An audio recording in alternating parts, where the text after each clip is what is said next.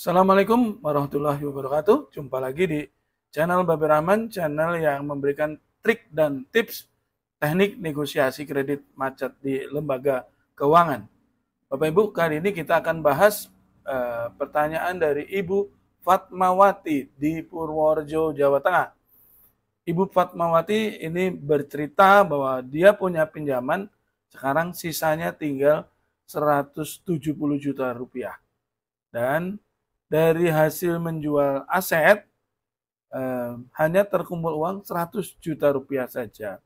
Sedangkan pinjaman itu sudah 2 tahun menunggak dan kali ini beliau sudah diajukan lelang dan sudah dicek di website lelangnya, sudah muncul pengumuman lelangnya.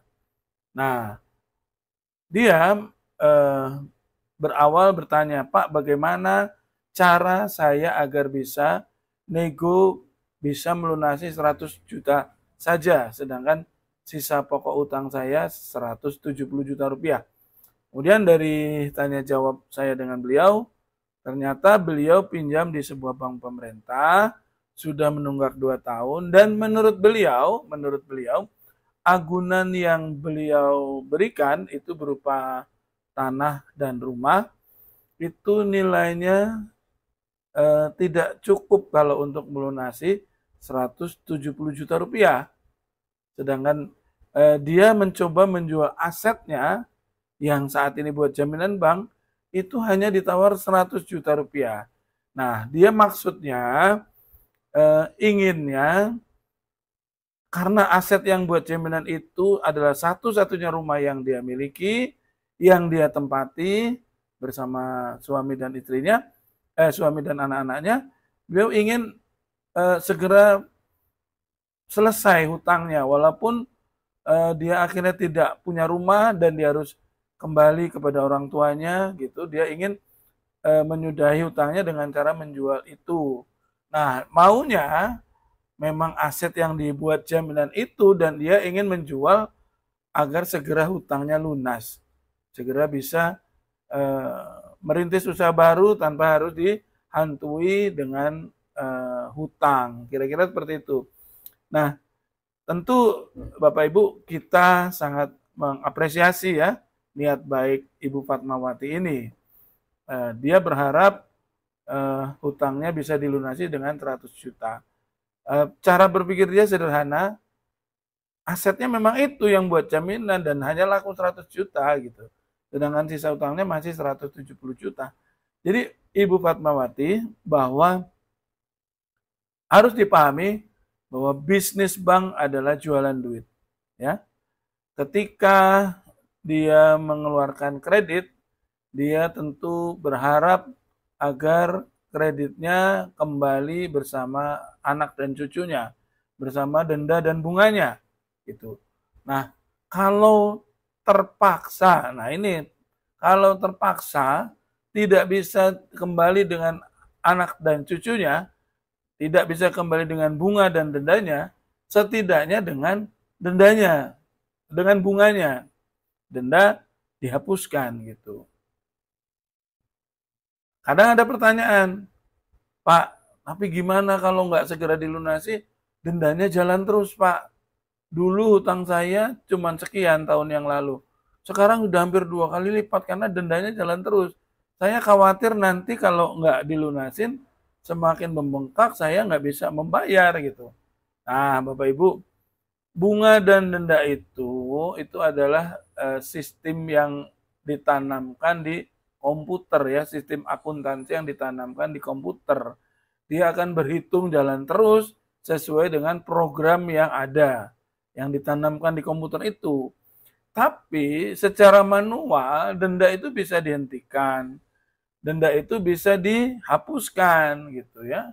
Bahkan walaupun setiap hari denda berjalan, bunga berjalan, kalau itu bunga berbunga, ketika bank hendak mengajukan lelang, maka dia akan hentikan perhitungannya dengan istilah default ya. Default itu kadang Bapak Ibu mungkin pernah menerima surat pernyataan default. Surat pernyataan default itu artinya bank menghentikan perhitungan denda dan bunganya. Tujuannya apa? Tujuannya agar bank punya angka fix yang tidak berubah, yang tidak bergerak lagi untuk pengajuan lelang. Kayak gitu ya. Makanya dinyatakan default dulu supaya angka perhitungan bunga dan denda berhenti.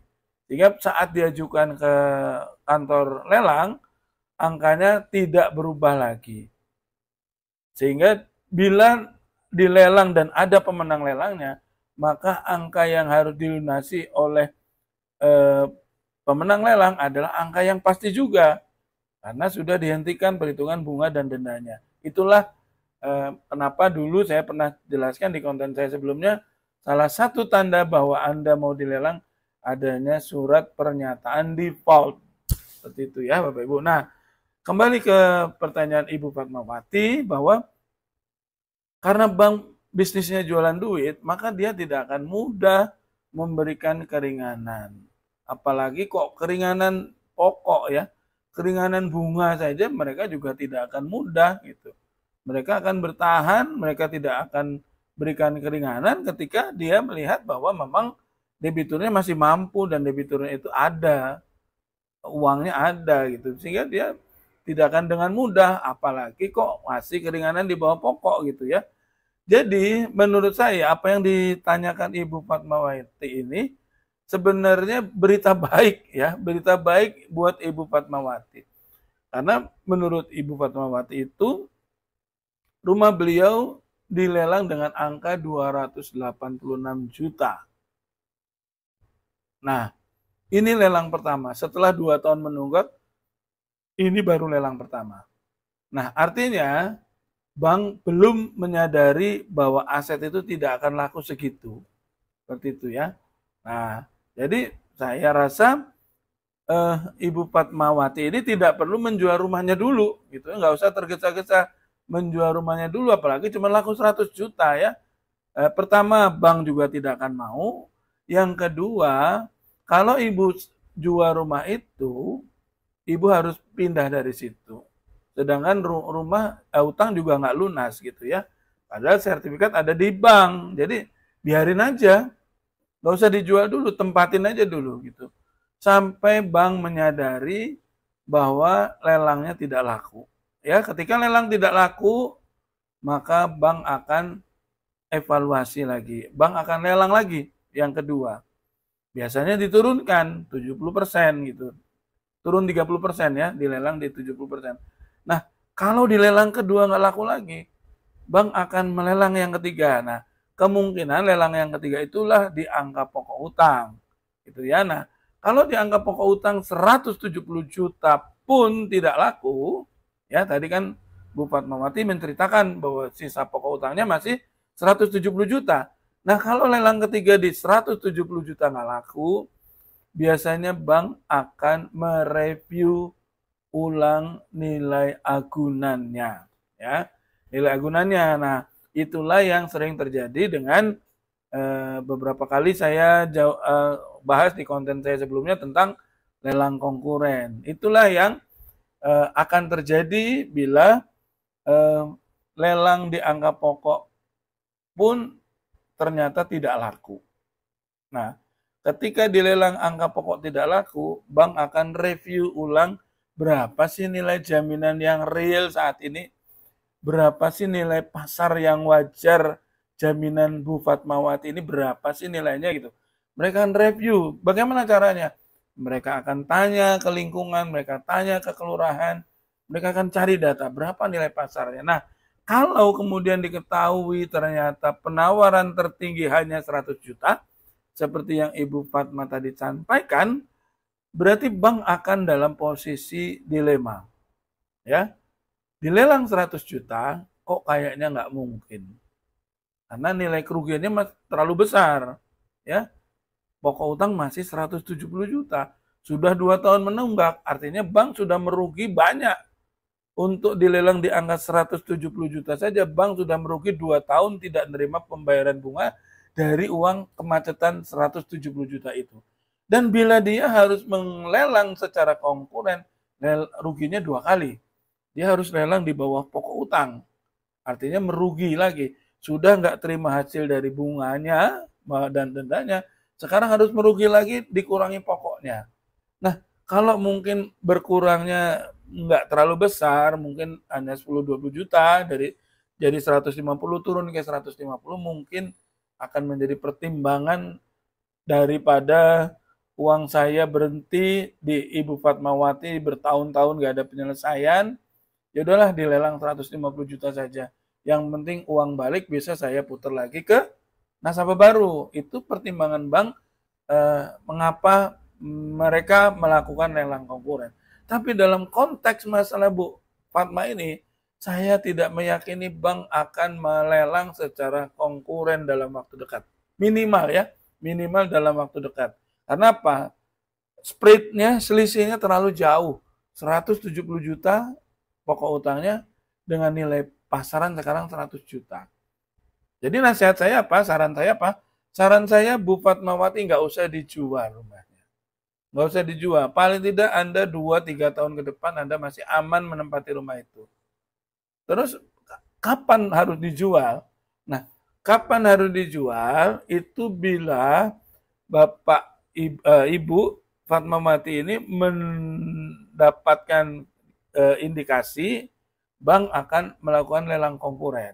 Nah, kalau lelang konkurennya misalnya di bawah 170 juta, katakan misalnya 140 atau 130, bolehlah dipertimbangkan untuk menjual aset bila itu pun bila asetnya dengan perjalanan waktu 2-3 tahun yang akan datang terjadi koreksi harga, nilai rumah ibu meningkat gitu ya, meningkat misalnya bisa jadi 200% misalnya jadi 200 juta gitu.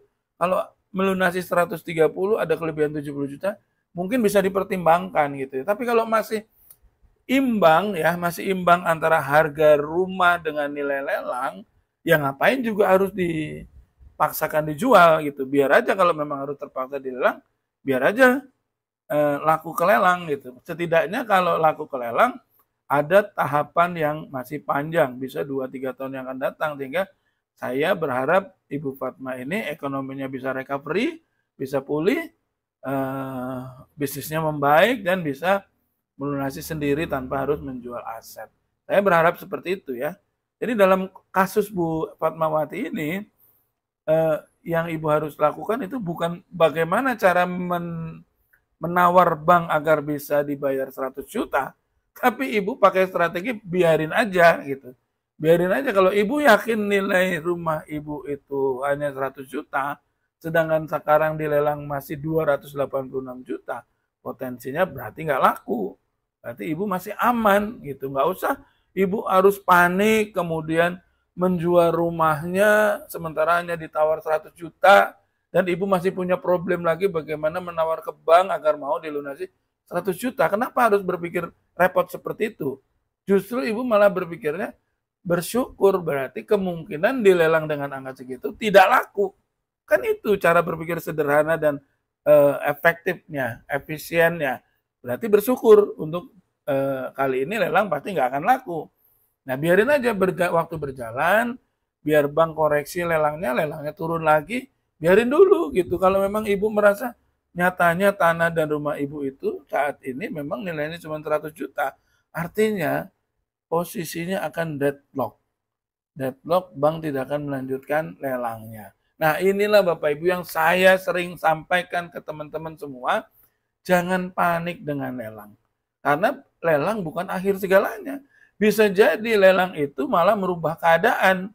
Yang tadinya Bapak Ibu ditekan, diintimidasi, nggak bisa tidur nyenyak, makan nggak enak karena stres ditakut-takuti lelang, dan ketika dilelang beneran yang terjadi seperti Bu Fatmawati dari Purworejo ini, karena ternyata nilainya jauh lebih tinggi utangnya dan jaminannya itu ternyata ditaksir terlalu tinggi, sehingga akhirnya apa? Deadlock, bank tidak melelang lagi, bank tidak punya senjata lagi, bank tidak ada punya cara untuk menakut-nakuti lagi. Akhirnya membiarkan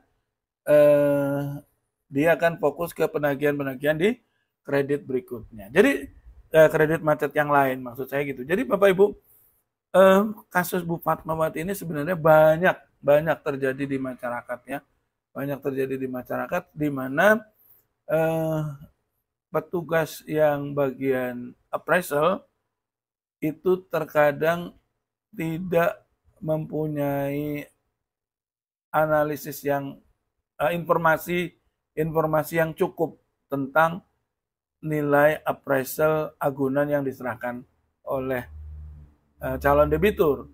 Dia hanya menggunakan instingnya saja. Jadi dia lakukan appraisal di atas meja. Kira-kira rumah itu mungkin laku 300 juta. Dengan bayangan yang ada di benak dia, kondisinya rumahnya waktu dia survei bagus, temboknya kelihatan kokoh, kemudian bangunannya kelihatan bagus. Itu dia tidak mempertimbangkan faktor eksternal kiri kanan lingkungan yang membuat bahwa bangunan mungkin nilainya waktu membangun mahal, tapi ketika dijual nilainya tidak sebesar nilai saat membangun gitu. Banyak loh Bapak Ibu terjadi orang membangun rumah dengan nilai bangunnya besar tinggi, tapi ketika dijual nggak laku. Contoh gini, seseorang yang punya uang tapi dia tinggal di pelosok, tinggal di pegunungan, di mana transportasinya sulit untuk ke tempat beliau.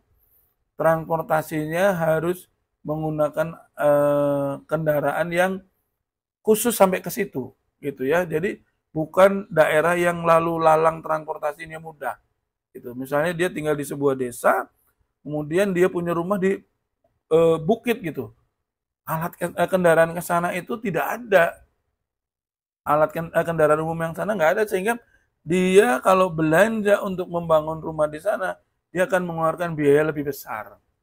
Nah, ketika dia selesai membangun, mungkin untuk membangun dengan bentuk dan ukuran yang sama di kota mungkin bisa 50%-nya saja. Tapi karena dia di bukit, transportasinya sulit, biaya operasionalnya tinggi, sehingga biaya bangun jauh lebih besar daripada bangun di kota gitu. Nah, padahal kalau sudah seperti itu, nilai jualnya pun tidak akan merubah berdasar nilai bangunnya kayak gitu. Dan dilelang juga akan sulit karena tempatnya terpencil di pelosok. Walaupun rumahnya mungkin mewah, bagus gitu. Walaupun ada yang beli, pasti hanya lingkungan sekitar saja. Itulah yang sering terjadi. Petugas appraisal itu hanya melakukan appraisal berdasar feeling, insting. Dia appraisal di atas meja saja. Tidak melakukan survei ke lapangan, tidak menanyakan kiri kanan, sehingga dia tidak mendapatkan nilai appraisal yang wajar seperti itu. Jadi beruntung buat Ibu Fatmawati, nggak usah dijual, biarkan saja lelang berjalan, ikuti saja prosesnya sampai mereka melelang yang nanti mungkin Ibu boleh pertimbangkan untuk dilunasi ya, karena saya meyakini pinjaman Ibu suatu saat akan dilelang konkuren bila memang bank menganggap ini harus diakhiri dengan cara lelang konkuren. Dan itu adalah menguntungkan juga buat Bu Fatmawati ya, berarti Ibu Fatmawati bisa punya kesempatan melunasi hutang di bawah pokok hutang. Hanya dengan cara lelang konkuren lah seorang debitur itu bisa melunasi hutangnya di bawah pokok hutang gitu ya, secara umum ya, secara umum.